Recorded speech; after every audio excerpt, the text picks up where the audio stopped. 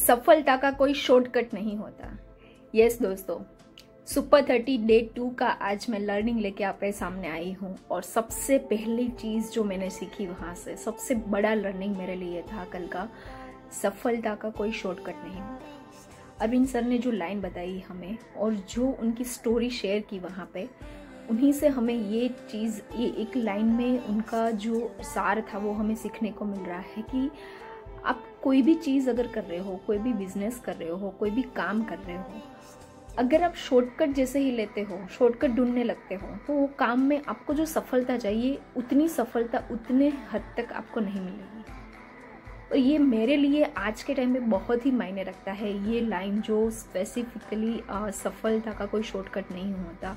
हर दिन ऐसा होता है कि बिजनेस कब ग्रो होगा, बिजनेस कहाँ तक ग्रो होगा, कैसे ग्रो करूँ, किसके साथ ग्रो करूँ, किसके साथ रहूँ।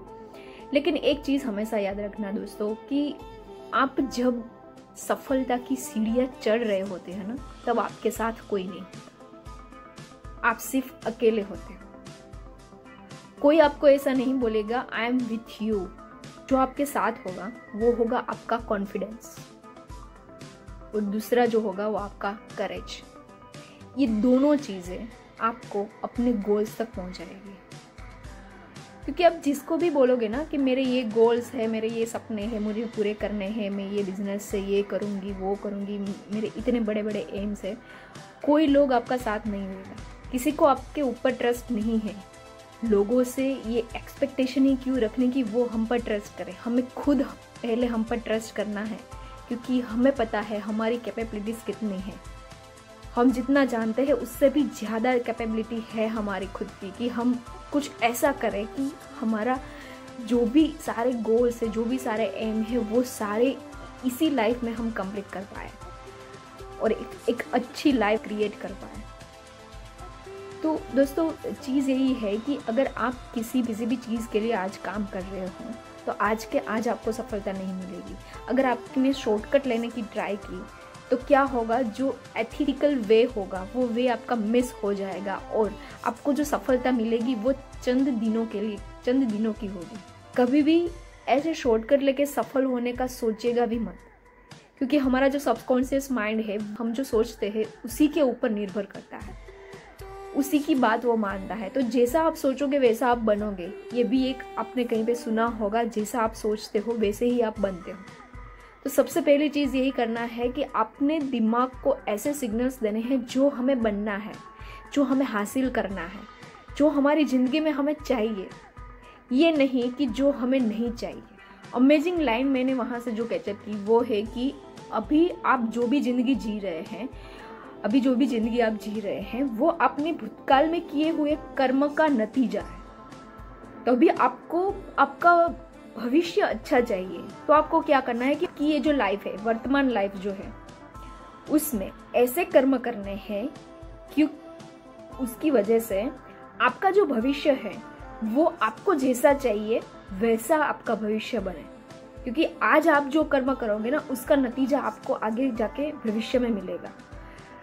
हमें किसी को नहीं पता है कि आज हम जो कर्म कर रहे हैं उसका फल हमें कब मिल रहा है।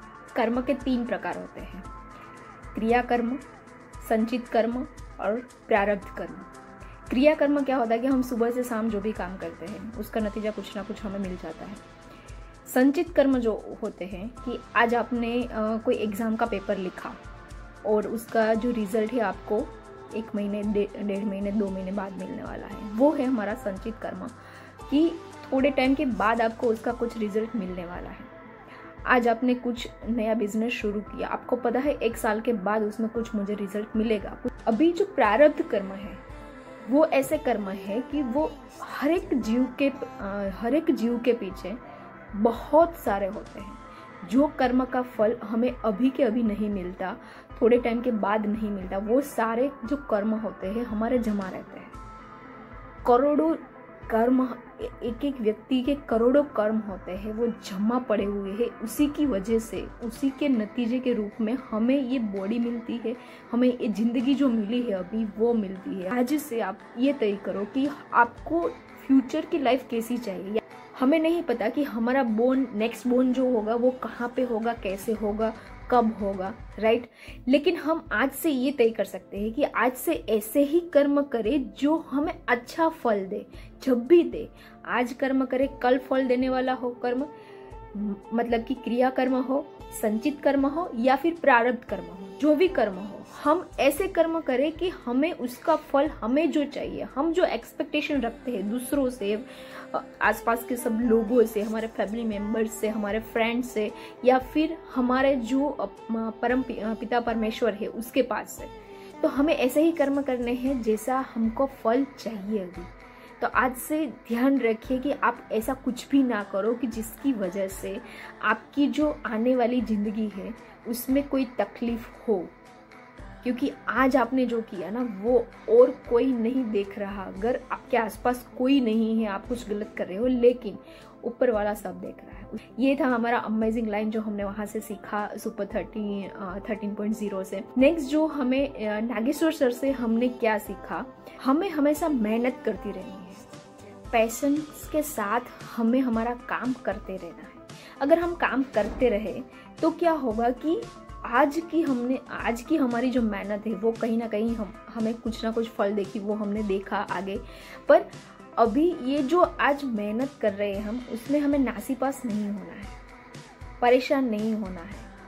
परेशानी आती है, थॉट्स, नेगेटिव थॉट्स भी आते हैं, लेकिन उसको कंट्रोल करना सीखो, उसको पहचानना सीखो कि हमें ये थॉट्स आ रहे हैं, मैं ये सिचुएशन से पास हो रही हूँ, मैं नेगेटिव सिचुएशन से पास हो रही हूँ, मेरे माइंड में ऐसे थॉट्स आ रहे हैं जो मुझे नहीं आने चाहिए। ये सेकेंड स्टेज होता है कि जब आप अपने आप को पहचानने की शुरुआत करते हो। पहला ये होता है कि आप कोई भी सिचुएशन में आते हो ना, तो आप बहुत ही गुस्से में आ जाते हो, बहुत ही नासीपास हो जाते हो और आपको कुछ पता ही नहीं चलता क्या करना क्या नहीं करना। आप किसी से ज़्यादा बात नहीं करते, कुछ भी नहीं करते। ये पहला स्टेज होता है। सेकंड स्टेज जो होता है कि आपको अपने आप में जो फीलिंग्स आ रही है उसको आप पहचान सको और आप किसी के साथ बात कर सको कि मुझे ये फील हो रहा है और होने दो। रोना आ रहा है, रो लो।